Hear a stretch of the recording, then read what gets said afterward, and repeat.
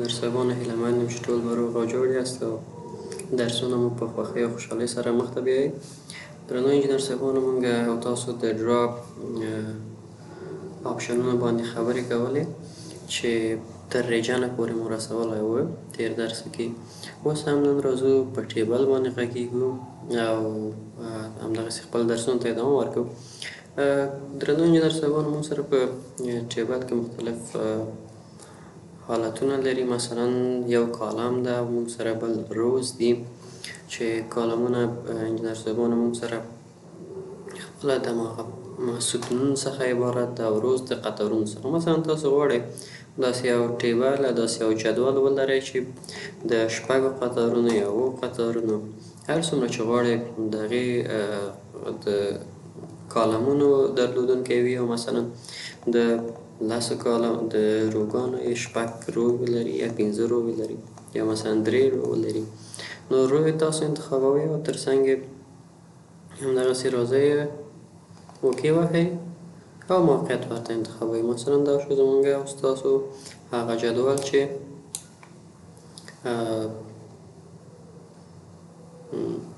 3 رو لري، یعنې 3 قطارونه لري. مثلا 1 2 3 قطارونه لري او 7 ستونونه لري.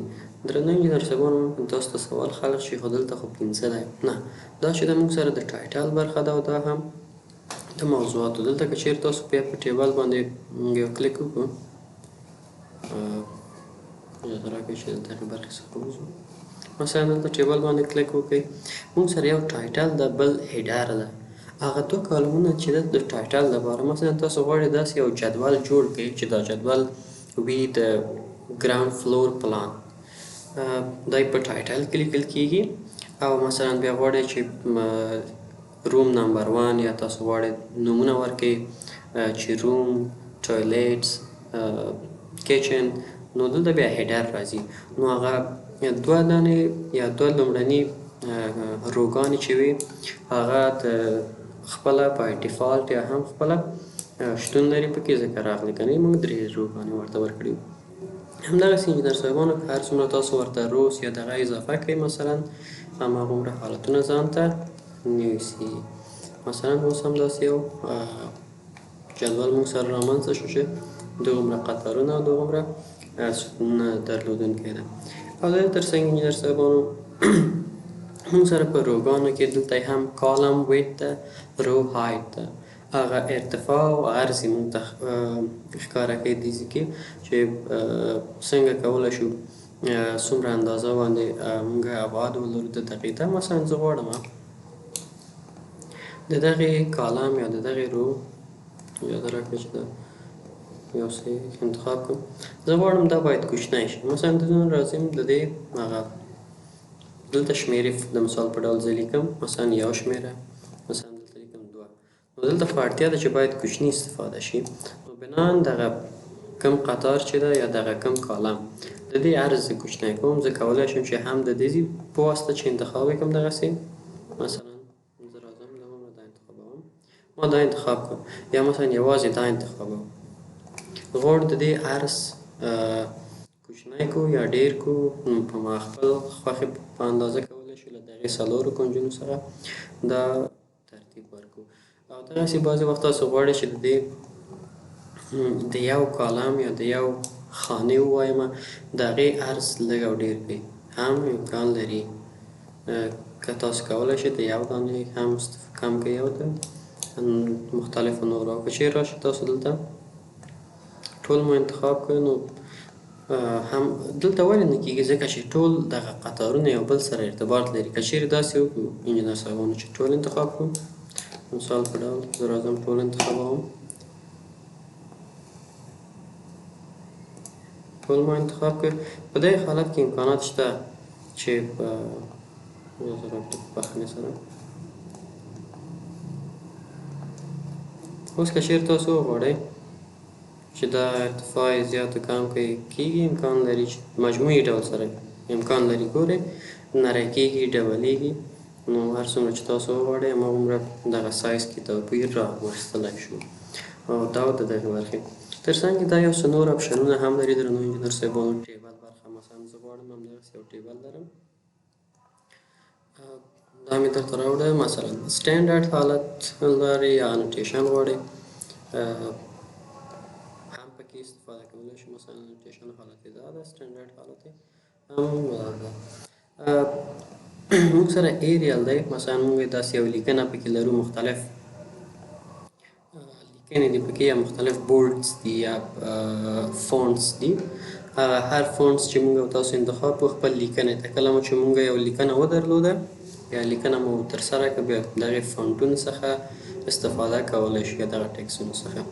تر څنګ دا موږ سره ټکس هایټ ده یا هغه د ټکس کوم ارتفاع چې مثلا زه دلته داسې یو لیکنه کوم، انجینر صاحبان مثلا زه لیکم آرکیټیکټ.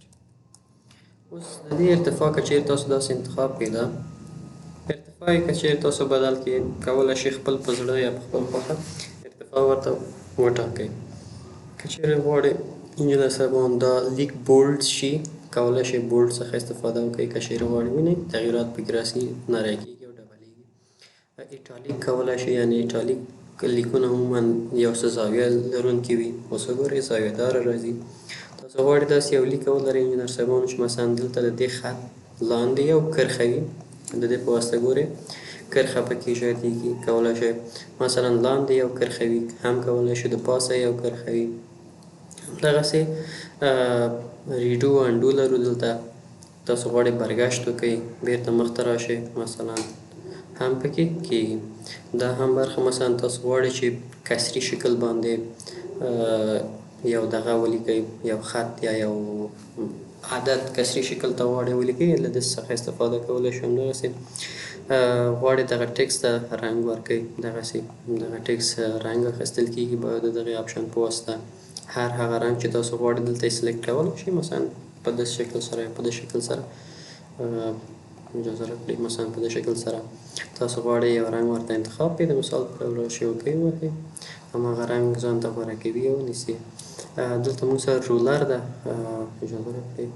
بعضې وخت دلته موږ سره رولر ښکاره کېږي، کولی شو د رولر څخه هم پکې استفاده وکړو. همدغسې یو بل ټیبل زه واخلم تر څو جدول خلاص شي بېرته. که چېرې مو غوښته چې هغه رولر وي دلته ښکاري، صحیح ده انجینر صاحبانو. بعضې وخت که مو غوښته چې رولر وي یا خطکش وي، او که نه غواړئ بیا نه وي. سمه ده انجینر صاحبانو. او همدغسې تر څنګ نور آپشنونه هم لري چې هغه هم په تشریح به کړو تاسو ته دانه دانه. مثلا راځو دلته په دغې برخه کې موږ سره کالمونه دي.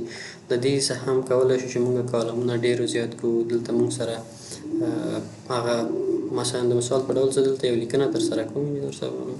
زه لیکم مثلا افغانستان. تاسو غواړئ چې دغه لیکه مو انتخاب وکړئ، غواړئ په کومه څنډه کې دا لیکه وي، په ټاپ لیفټ کې وي دلته راځي. که چېرې غواړئ ټاپ کارنر سنټر کې وي دلته راځي په منځ کې. که چېرې راشئ ټاپ رایټ، هر هغه حالت چې تاسو غواړئ، مثلا میډل سنټر، مثلا میډل رایټ، همدغسې باټم لیفټ، هر هغه برخه چې تاسو وغواړئ په هماغه برخه کې خپل لیکنه ځای په ځای کولی شئ.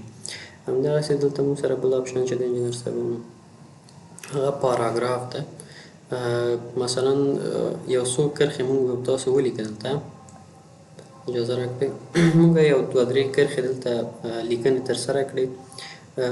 غواړئ دغه پاراګرافونه چې منظم شکل ولري، داسې نه وي. مثلا زه دلته یو لیکنه کوم، بیا انټر وهم،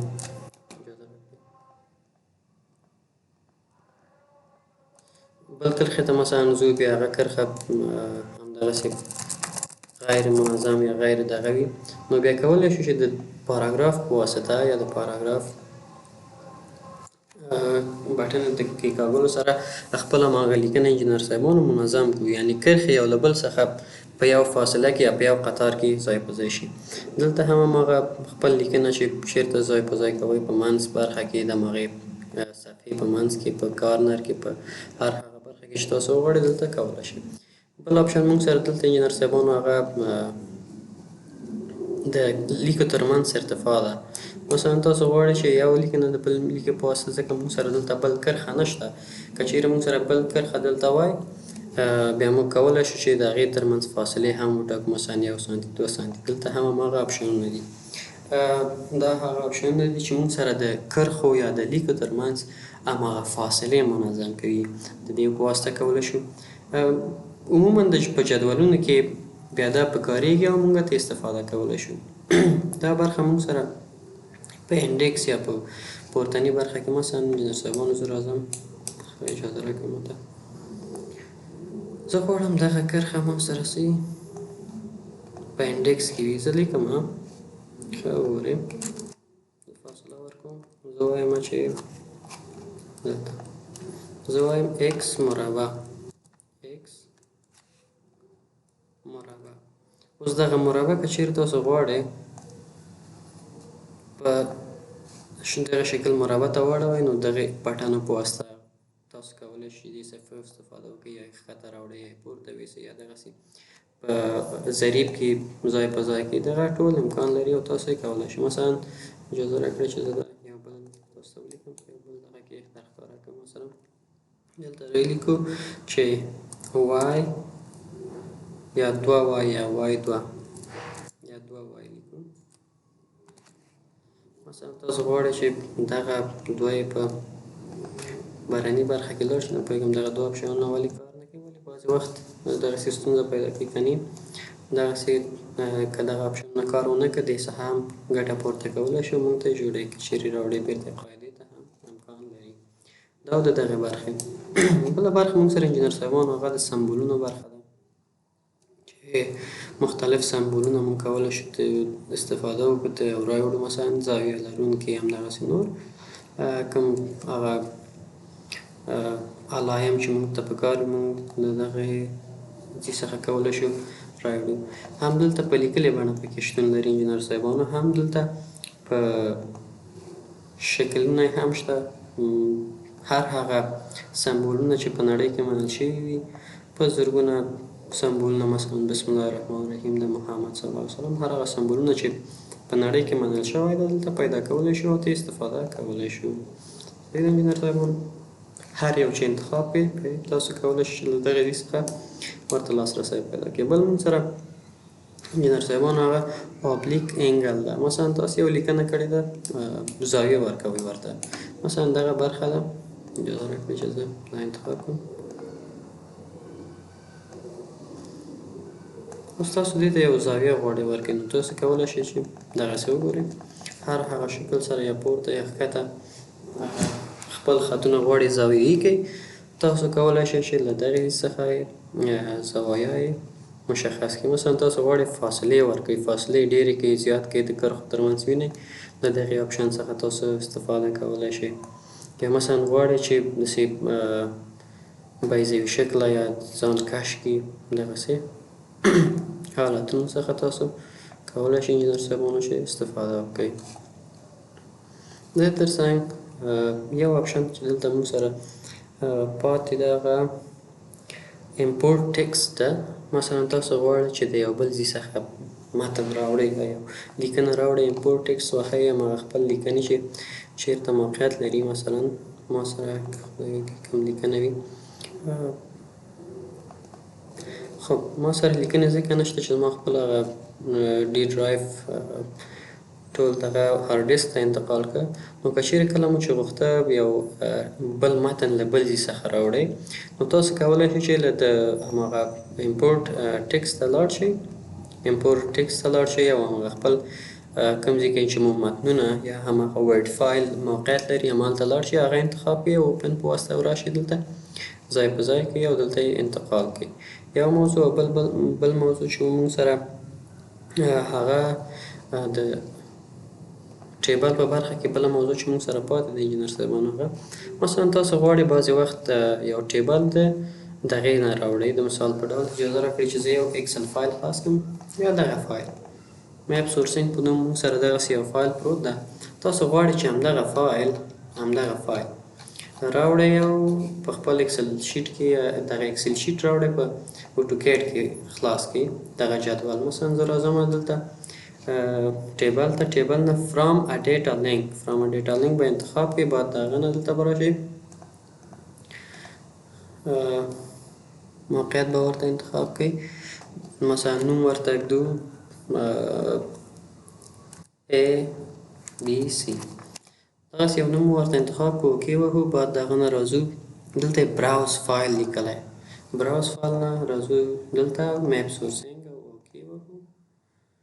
اجازه راکړئ چې راشي فول فیت. ښه اوس که چېرې تاسو غواړئ هماغه جدول دلته نمایش درکړل شي نو که کله چې مو غوښته هغه جدول وګورئ چې آیا همدغه جدول ده او که نه دغه ټیک مارک چې ګورئ اوس نو پریویو اویلیبل که چېرې داسې ټیک مارک کړئ اجازه راکړئ. ښه اوس مو ټیک مارک خو دلته یې ویلی پریویو ټو لارج ټو ډسپلای ځکه زموږ هغه جدول ډېر اوږد و ځکه یې نه ښکاره کوي. ولې که تاسو یې دغه کړئ نو تاسو ته دا امکان لري چې راښکاره کړي. نو راځو په دغه برخه کې او اوکې وکړو.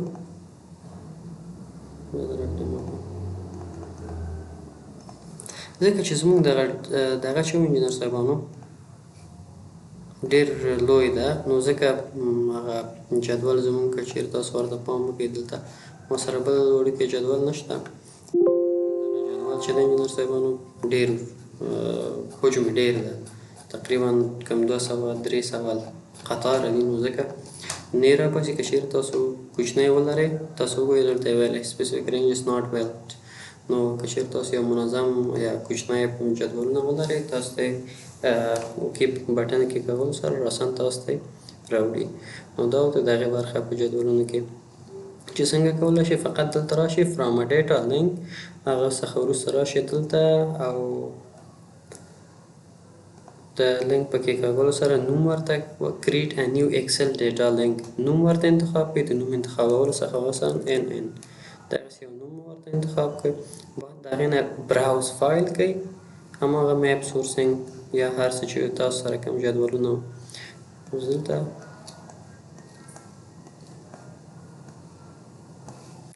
فقط که امکان ولري هغه جدول مو وړوکی وي راسان یې راوړي درته. نو دا د جدولونو برخه. بله برخه موږ سره انجینر صاحبانو هغه د ټکس برخه ده. مثلا تاسو متنونه غواړئ چې ولیکئ بعضې وخت بعضې متنونه اړتیا پیدا کېږي تاسو متن لیکئ نو تاسو کولی شئ چې دغه متنونه ولیکئ. د مثال په ډول غواړئ چې ولیکئ فلور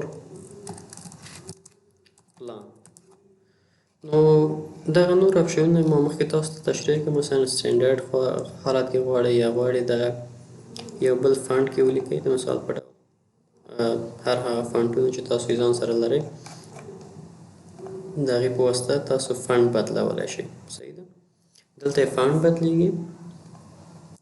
ورپسې مثلا تاسو په دغه برخه کې موږ سره انوټیشن په برخه کې چې کوم حالت ولري لوی وي کوچنی وي موږ ته دلته هغه ښکاره کېږي. هر څومره سایز چې تاسو ورکړئ بیا ورکولی شئ. بولډ کوئ دغسې بولډ کېږي. ایټالیک حالت غوره کوي هماغه مخکې دغه اپشنونه ټول تاسو ته یو په یو تشریح شو تاسو کولی شئ چې ورنه ګټه پورته کړئ. اوس دلته مخکې دغه اپشنونه غیر فعال وو اوس فعال شو. مثلا تاسو په سنټر کې غواړئ دغه ده زمونږ دغه لیکنه سنټر ته راغی مثلا تاسو یې لیفټ غواړئ رایټ غواړئ هر حالت چې وغواړئ تاسو یې کولی شئ چې ته استفاده وکړئ. نو دا موږ سره د لیکنې برخه انجینر صاحبانو تاسو کولی شئ چې کله هم ولیکئ دغې حالات ته راځي او دلته لیکل پاتې کېږي او باید موو کوئ یا هر هغه دغه چې تاسو غواړئ ترسره کېږي. مثلا غواړئ موو یې کړئ کاپي یې کړئ ټول په اسانۍ سره ترسره کېږي. بله برخه موږ سره انجینر صاحبانو هغه اډ سلیکټ ده. اډ سلیکټ مثلا اجازه راکړئ زه یو دغه ال انټر لاین یو لاین ما رسم کړ ورپسې ایکس انټر ایکس لاین مثلا ما رسم کړ مثلا راځو پی انټر پولیګون پولی لاین مثلا دغسې یو پولی لاین رسم کړ مثلا یو سوزلي رسمو مثلا 15 زونه ورته ورکړو. دغسې یو ریکټنګل رسموو. اوس راځو دلته موږ طریقه لري اډ سلیکټ. اډ سلیکټ موږ سره څه مرسته کوي؟ موږ سره اډ سلیکټ په دغه برخه کې مرسته کوي چې هر هغه جسم چې موږ غواړو، مثلا اډ سلیکټ انتخاب کړئ. تاسو غواړئ چې یو لاین رسم کړئ، راشئ همدلته هر څومره لاین چې غواړئ بیا تاسو ته هماغه جسم انتخابوي. مثلا تاسو اوس غواړئ یو ایکس لاین رسم کړئ، ایکس لاین باندې کلیک کړئ، هماغه ایکس لاین نیسي. وینئ ایکس لاین نیسي. اوس مثلا تاسو غواړئ دلته اډ سلیکټ باندې کلیک وکړئ، غواړئ یو پولی لاین رسم کړئ، یو پولی لاین رسمیږي. پولی لاین نیسي. مثلا اډ سلیکټ باندې انتخاب کړئ، تاسو غواړئ یو سوزولی رسم کړئ. سوزولی هم ځکه خط په څیر راغی ځکه چې سوزولی هم یو پولی لاین دی. صحیح ده؟ نو اډ سلیکټ باندې چې تاسو کلیک وکړئ انجینر صاحبانو اډ سلیکټ باندې، نو هر هغه جسم چې تاسو غواړئ یا تاسو پخوا ترسیم کړی وي هماغه جسم درته بیا ځلې ترسیموي، بغیر نه چې تاسو لاړ شئ یا یې شارټکټ ووهئ یا هغه انتخاب کړئ. دا و اډ سلیکټ برخه کړه. او د ډرا آپشن موږ سره انجینر صاحبانو پای ته ورسېده او ډرا آپشن بشپړ شو. اوس هم راځو خپل بل پینل باندې کار کوو. خو دغه پینل به بل ساعت ته پرېږدو، بل درسي کلاس کې به انشاءالله پرې په مفصلا بحث وکړو.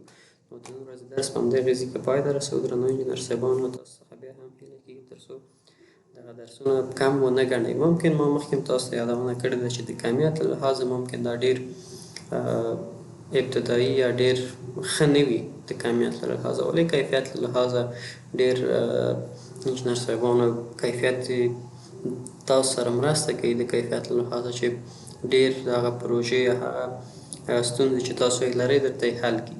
نو بناً انجینر صاحبانو تاسو هم دغه درسونه نورو ملګرو سره شریک کړئ تر څو هغوی هم ترې مستفید شي. ښه وخت ولرئ.